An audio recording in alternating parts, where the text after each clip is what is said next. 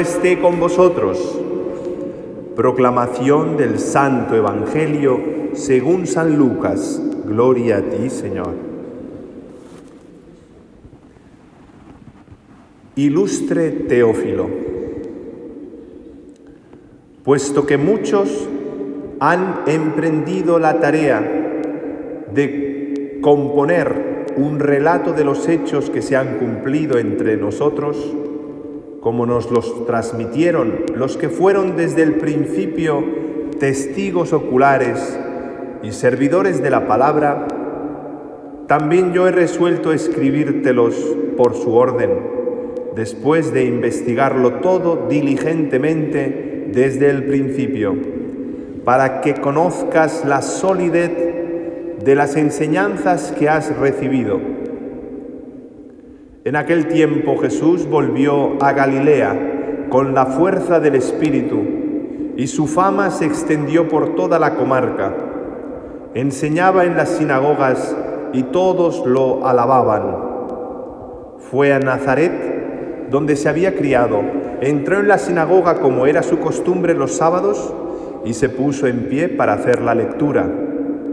Le entregaron el rollo del profeta Isaías y desenrollándolo encontró el pasaje donde estaba escrito: El Espíritu del Señor está sobre mí, porque Él me ha ungido.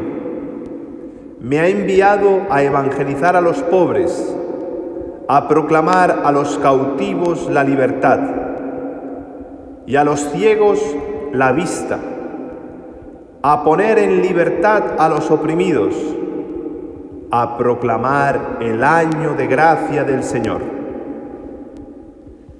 Y enrollando el rollo y devolviéndolo al que lo ayudaba, se sentó. Toda la sinagoga tenía los ojos clavados en él, y él comenzó a decirles: Hoy se ha cumplido esta escritura que acabáis de oír. Palabra del Señor. Gloria a ti, Señor Jesús. Podéis sentaros también.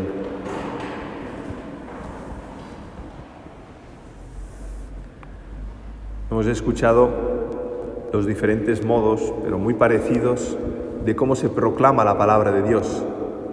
Es una liturgia, es un rito, hay una solemnidad cuando se pronuncian las palabras escritas en este libro, la palabra de Dios, el libro de la ley, le llamaban también, ¿no? De la ley, los preceptos divinos, ¿no? Lo que Dios ha pronunciado para nuestro bien. Hoy, el domingo de la palabra de Dios, la predicación va sobre esto. ¿Qué poder tiene la palabra de Dios? Es el mismo poder de Dios aquí, cuando uno la escucha con fe, atendiéndola. Cuando la escuchaban en el Antiguo Testamento, habéis escuchado que se ponían a llorar. ¿Sabéis por qué? Porque conocían todo lo que les había pasado. Era un pueblo que había estado en exilio durante 70 años. El exilio significa una vida horrible, sin libertades, con muchas precariedades. Es verdad que el pueblo judío siempre ha sabido después saber hacer negocios y desenvolverse, pero no es lo mismo que estar en casa. Y dice, y todo eso, lo que les vino, el que fuera destruida la ciudad, el templo y llevados todos esclavos a Babilonia, todo estaba ya predicho en la palabra de Dios. Y estaban escuchando y dice, ahora entiendo por qué nos ha pasado todo eso. Imagínate que eso también va a suceder aquí. ¿Por qué las cosas van como van? Porque el hombre se ha separado otra vez de Dios, ya no le escucha. Y eso nos lleva a que vengan desastres sobre nosotros, porque el hombre por sí mismo no se basta. Y ahí lo mismo, ¿no? Sucede una liturgia cuando viene Jesucristo, que es el Hijo de Dios, el Verbo encarnado, ¿no? La palabra de Dios que se hace carne y hace lo mismo. Va como era costumbre los sábados, el Shabbat, que para los cristianos es el domingo, o como hoy, el sábado por la tarde, día del Señor, día dedicado al Señor, para escuchar su palabra. Y todo el mundo está atendiendo esa palabra que se está pronunciando, que vino por el profeta Isaías, enviada de Dios. Quiere decir, el profeta simplemente pronunció esa palabra que había sido pronunciada por Dios. Hizo de medio, ¿no? Y resulta que pronuncia todo eso y todo el mundo está esperando que se le dé la explicación. Es lo mismo que hacemos nosotros después de la proclamación de la palabra, 3 lecturas. Después el sacerdote tiene que explicarla, que aterrizarla, que concretizarla. Esa misma palabra hoy sigue actual, se cumple, es real, es verdad. Pues ahí estaban todos también, atendiendo. Dice, a ver qué dice la expresión que pone aquí, es que la sinagoga tenía los ojos clavados en él, ¿no? Estaba pendiente de sus labios. Y Jesús hace la mejor de las homilías, ¿no? Como dice, cortita, pero incisiva. Se cumple, dice, hoy se ha cumplido esta escritura que acabáis de oír. ¿Qué está diciendo? Que Él es el enviado, que Él es el que el profeta hace unos 600 años había profetizado, que el Espíritu de Dios está sobre ese hombre.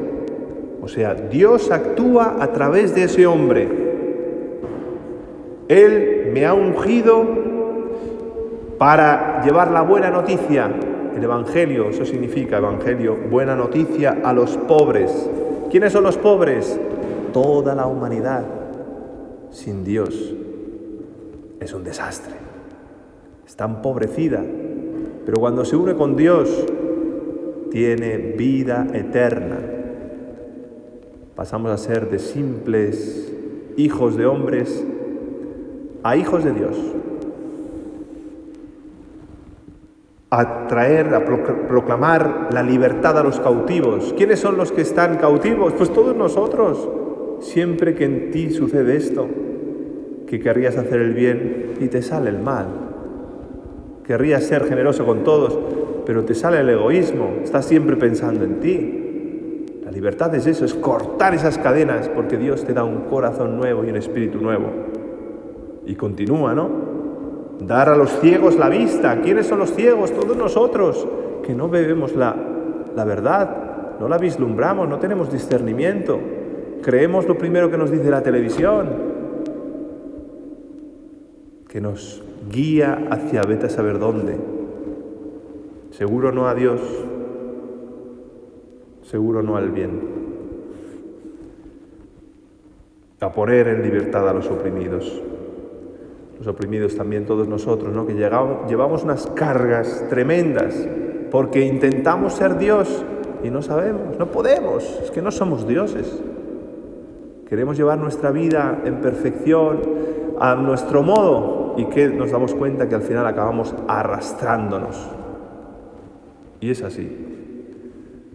Y dice, y la buena noticia es esa: yo he venido, estoy en medio de vosotros. Y aquí no dicen lo que dice la gente, pero dice que la gente se quedaba sorprendida de esa palabra, con tanta autoridad, con tanta seguridad que lo decía, y que todo el mundo alababan. También habían escuchado que ya en Cafarnaúm, en las ciudades más cercanas, había hecho un montón de milagros, curaciones, liberaciones, milagros. Y entonces dices, aquí está sucediendo algo muy fuerte. Todo relacionado con la palabra de Dios. La palabra de Dios, la que a nosotros nos hace también uno, nos une a Dios hace ver que Dios está más cerca de lo que creemos, y también entre nosotros, como decía San Pablo, ¿no? Todos formamos un solo cuerpo. La Iglesia no son los curas, es que se nos ha metido la idea de que la Iglesia son los curas, las monjas y el Papa y los obispos. Eso no es verdad. La Iglesia, ellos son una parte, representan una cabeza, una estructura, ¿no? Pues ellos son el esqueleto, pues para que algo funcione, ¿no? Pero los órganos y todas las células somos nosotros. Pero qué pocos se sienten parte de la Iglesia. Qué pocos. Por el bautismo hemos sido todos injertados en el cuerpo de Cristo, que es la Iglesia. Entender eso, ¿no? Y toda célula, todo miembro, todo órgano necesita estar irrigado, recibir el alimento. ¿Y qué cristiano hay que no se alimente con la palabra de Dios? Y si no nos alimentamos con la palabra de Dios, sufrimos de raquitismo, no tenemos discernimiento. Pensamos como piensa este mundo. Mundo sin Dios. Y sí, algo creemos, ¿no? Pero no tenemos fuerza, porque cuando viene un acontecimiento difícil, la primera que le echas la culpa es a Dios. La palabra de Dios viene a ayudarnos. Dice, lo mismo lo cantábamos, ¿no? La palabra de Dios es espíritu y es vida. La palabra de Dios está viva cuando la escuchamos con atención, produce en nuestra alma una reacción nuclear, una potencia que te levanta el ánimo. Tienes un sello que te dice: Dios que existe te ama, te está amando ahora, conoce tu sufrimiento, no te deja solo. La palabra de Dios ilumina. También, como dice la carta a los Hebreos, las intenciones profundas del corazón. Tú crees que eres bueno, pero te pone la palabra de Dios las cosas y dices: uy, pues tan bueno no soy. Creo que yo no sé, claro, Dios casi me tiene que pagar, ¿no? Por lo buena que soy. Miras la palabra de Dios, es un espejo, y dices: uy, pues parece que no soy tan bueno. Es así, pero a veces nos da miedo mirarnos. Preferimos vivir en la ignorancia. Preferimos pensar que somos buenos. Y lo mejor es la realidad. Y por no perder esa comodidad, digamos, de la realidad aparente, pues lo que pasa a todo hombre, ¿no? Pues preferimos alienarnos, hacer otras cosas. Creer que la vida es ganar dinero, creer que la vida es el trabajo, creer que la vida es la familia, creer que la vida es no sé qué, pero no es Dios, o sea, no está relacionado con Dios. ¿Y qué pasa? Que llega un momento que eso cae. Donde estés apoyado. Creías que era la salud la vas a perder. Creías que era la belleza la vas a perder. Creías que era tu cabeza, pues tu cabeza también la vas a perder. Todo. Lo único que te puede quedar es Dios y saber que hay vida eterna. En esta vida ya empezar a pregustarla. Por eso decía, ¿no? La alegría de Dios es tu fortaleza. Cuando tú sabes que Dios existe, ya puede caerse el mundo entero. Dios sostiene tu vida, Dios sostiene tu alma. Por eso la importancia de la palabra de Dios. Ojalá, y mi gran deseo es que la descubráis. Todo el mundo debería tener la palabra de Dios muy cerca y alimentarse de ella, conocerla. Es muy frustrante cuando uno tiene que predicar la palabra de Dios y tener que rebajar tanto el lenguaje porque ya no se entiende la palabra, porque donde dice una cosa se entiende otra, porque ya no conocemos la historia del pueblo de Israel, ya no conocemos la historia, la vida de Jesús, de sus apóstoles. Y es tan fundamental entenderla, por lo menos el primer significado, ¿no? El literal, no lo entendemos. Entonces, ¿cómo vamos a entender el espiritual, que va más profundo? Lo que Dios quiere decir a tu alma. Por eso, mi gran deseo, ¿no?, es que todos podáis conocer la palabra de Dios, tener facilidad, igual que uno que le gusta una cosa, se hace especialista. Y cuando le hablas a alguno de música o de no sé qué, y te sabe decir aquí y allá, pero lo que es importante, como sería esto, qué pocos hay que conozcan. Qué poco, ¿no? Y sabemos que Dios es justo, ¿no? Y también conoce, ¿no?, cuáles son nuestras dificultades, nuestros impedimentos y también nuestras negligencias. Todo lo sabe. Yo lo dejo ahí, descubrir qué es la palabra de Dios, que la palabra de Dios está viva, que es el mismo Dios que te habla a través de las Escrituras y que como hoy esta palabra de Dios se cumple hoy. Está cumplida hoy para ti. ¿Quién es el que viene a salvarte? El que te da un año de gracia, que estás aún a tiempo de cambiar de vida, que ha venido para ti, para darte su espíritu, para darte la riqueza de las riquezas, proclamarte la libertad, abrirte los ojos, darte la libertad, quitarte todos esos pesos. Es Jesús, que lo encuentras hoy en la Eucaristía. Pues que tu fe sea avivada por la palabra, la predicación, y en el momento del sacramento se dé el bombazo, se dé esa explosión de vida, que dé vida a tu espíritu, a tu ser. Que así sea, hermanos. Pongámonos de pie, proclamemos nuestra fe.